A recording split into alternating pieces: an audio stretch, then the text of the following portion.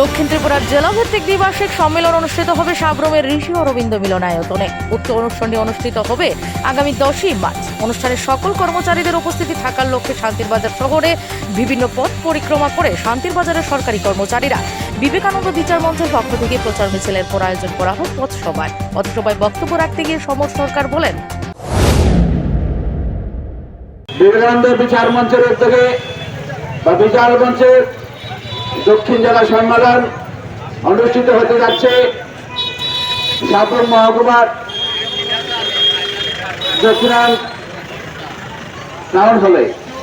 তাই আমরা বিবেকানন্দ বিচার মঞ্চের পক্ষ থেকে সকল স্তরের কর্মচারীদের আন্তরিকভাবে আবেদন রাখছি আগামী 10ই মার্চ দক্ষিণ জেলার কর্মসূচিকে সফল করার জন্য দলে দলে যোগদান করতে। আমরা বিবেকানন্দ বিচার মঞ্চের পক্ষ থেকে আমাদের প্রতিনিধি যাওয়ার জন্য আমাদের যে গাড়ির ব্যবস্থা আমরা করেছি, আমরা তা শান্তিবাজার থেকে সকাল 10:30টায় আমরা গাড়ি ছাড়ব। আমাদের বিচ্ছন্নমূলক গাড়ি থাকবে, সেখান থেকে 9:30 থেকে 10টার মধ্যে গাড়ি ছাড়বে।